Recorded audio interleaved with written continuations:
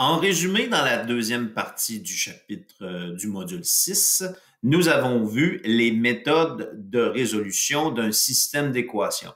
Je vous rappelle que résoudre un système d'équations, c'est trouver le point d'intersection, le point de rencontre, ou ce qu'on appelle aussi la solution d'un système d'équations, c'est trouver ce point-là. Donc, c'est-à-dire dans un graphique, c'est trouver le point d'intersection, la coordonnée x, y, où les deux droites se rencontrent.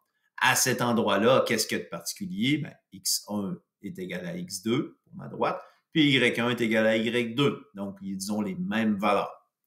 On l'a travaillé aussi dans les contextes de problèmes écrits. Donc, c'est les valeurs de x et y qui vérifient simultanément les deux équations qui nous permettent de trouver généralement la solution au problème. Donc, on a vu les trois méthodes. La méthode de comparaison, et elle est surtout utile lorsque la même variable est isolée dans les deux équations. Donc, quand j'ai des formes canoniques, y égale à x plus b, comme ça ici, dans mes deux équations, on peut placer les deux équations en égalité et isoler mon x isoler mon x ici pour ensuite trouver mon y. La méthode de substitution, elle, donc est surtout utile lorsque une des variables est isolée dans l'une ou l'autre des équations. Par exemple, si ici j'ai la forme canonique y égale et que l'autre, j'ai une forme quelconque ou des fois ça peut être une forme générale qui est donnée, mais ici c'est une forme quelconque, on pourrait remplacer ici y dans ma deuxième équation par la valeur qui est 2x plus 3 et isoler mon x pour trouver la coordonnée en x et éventuellement remplacer dans l'une ou l'autre, et idéalement les deux, pour trouver la valeur de y et valider ma solution. Maintenant, la troisième méthode qu'on a vue pour pouvoir, je vais juste fermer ici le petit onglet, donc pour pouvoir résoudre un système d'équations, c'est la méthode de réduction. La méthode de réduction, c'est lorsque généralement aucune des variables est isolée dans les deux équations et surtout utilisée lorsque les problèmes sont présentés sous forme de tableau. Donc, on a vu des exemples.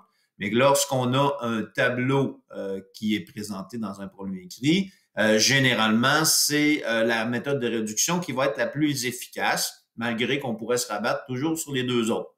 Donc, qu'est-ce qu'on fait dans la méthode de réduction? On multiplie pour obtenir des coefficients opposés sur l'une des variables. Donc ici, je regarde, j'ai 2, j'ai 4, donc je pourrais multiplier toute ma première équation qui est ici par moins 2, pour obtenir un coefficient de moins 4 ici et qui viendra annuler, lorsque j'additionnerai mes deux équations ensemble, la valeur de x et je pourrai isoler le y pour pouvoir trouver sa valeur. Une fois que j'aurai le y, je pourrais remplacer dans l'une ou l'autre, et idéalement les deux équations, pour pouvoir trouver la valeur de x dans ce cas-ci. Parce qu'on veut la solution d'un système d'équations. La solution, c'est autant la variable x que la variable y. C'est le point d'intersection entre les deux. C'est la coordonnée x, y qui vérifie simultanément mes deux équations. Donc, voici en résumé les différentes méthodes de résolution d'un système d'équations.